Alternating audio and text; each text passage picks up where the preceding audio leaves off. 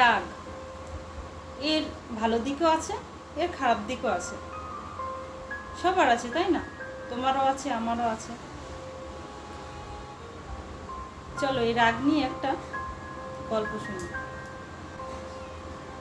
একটা বাচ্চা ছেলে ছিল, ওর বয়স 10 বছর হবে। খুব রাগ করতো, একটুতেই রেগে যেত সে। একদমই কারোর কথা শুনতো না, খুবই অবাধ্য। বাবা মা ওকে নিয়ে খুব অতিষ্ঠ হয়ে গেছিল।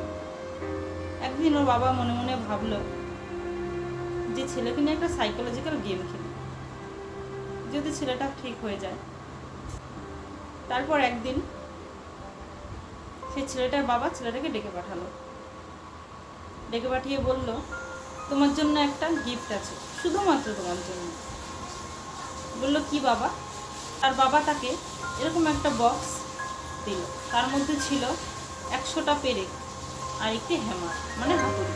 ছেলে সেগুলো হাতে নিয়ে বলল, বাবা আমি এই হাতুড়ি দিয়ে পেরেক দিয়ে কী করবো? আমি কি করব এগুলো দিয়ে? তুমি তো রাগ করো কেন? ছেলেটি বলছে যে রাগ করি, জানি না আমি কেন রাগ করি, আমি নিজেকে সামলাতে পারি না। তখন তোর বাবা তাকে বলল যে তুমি কি তোমার রাগ কমাতে চাও? ছেলেটি বলল, হ্যাঁ বাবা, আমি অবশ্যই কমাতে চাই। তখন তার বাবা তাকে বলল যে আমাদের বাগানের শেষ মাথায় চলে যাও, সেখানে দেখবে একটি গাছ আছে। গাছটা মারা গেছে, একটা পাতা নেই গাছে, শুকিয়ে গেছে গাছটা, শুধু গুঁড়িটা পড়ে আছে। তোমার যখন রাগ হবে, তুমি যতবার তুমি রাগ করবে ততবার তুমি যাবে আর ওই গাছে একটি করে পেরেক পুঁতে দিয়ে আসবে। ছেলেটা বললো, বেশ তো ভালো, তাহলে ঠিক আছে। ছেলেটি তখন বলল, বাবা এতে কি আমার রাগ কমে যাবে? তখন ওর বাবা তাকে বলল, লেটস স্টার্ট, করেই দেখো কমে কিনা। তারপর দিন থেকে যথারীতি ছেলেটা তাই করলো। যখনই রাগ করতো, উল্টোপাল্টা কোনো কাজ করতে যেত, তখনই ওর বাবার কথা মনে পড়ে যেত যে বাবা তো আমাকে বলেছে রাগ করলে ওইখানে গিয়ে একটা পেরেক পুঁতে দিয়ে আসবি। ও দৌড়ে যেত, দৌড়ে গিয়ে ওরকম পেরেক পুঁতে দিয়ে আসতো। দিনে 10টা 12টা, দুদিন খুব মজায় গিয়েছে, মজায় আনন্দতে কেটেছে ওর। পরের দিন 3 দিনের দিন খুব স্নোফল হয়েছে ওখানে, প্রচণ্ড ঠান্ডা, ঠান্ডায় কেউ বাড়ি থেকে বেরোতে পারছে না। ওর তখন রাগ হচ্ছে, রাগ হলেও তখন বলছে যে আমি এই ঠান্ডার মধ্যে কি করে বেরোবো?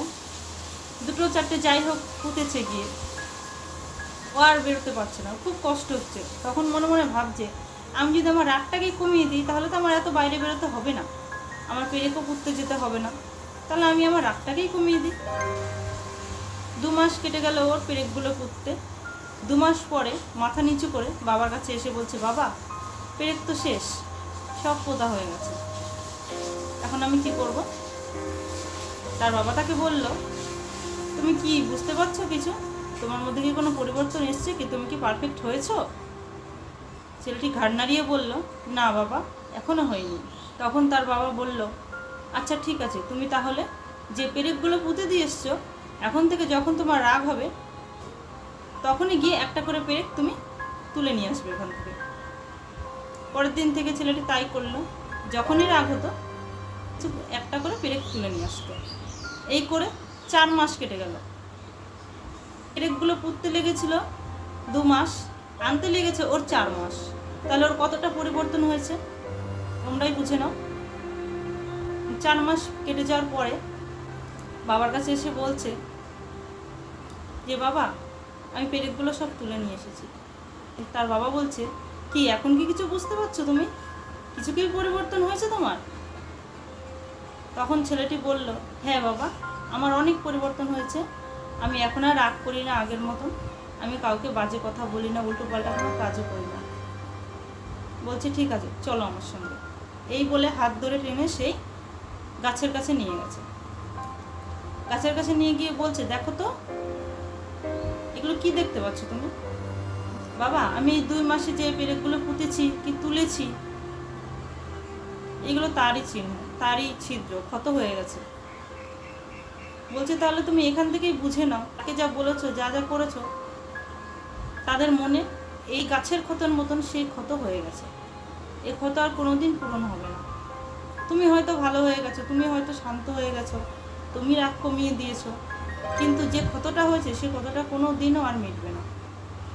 অতএব সবাইকে বলি, তোমরা রাগ করো, ঠিক আছে, এই রাগের আবার ভালো দিকটাও আছে।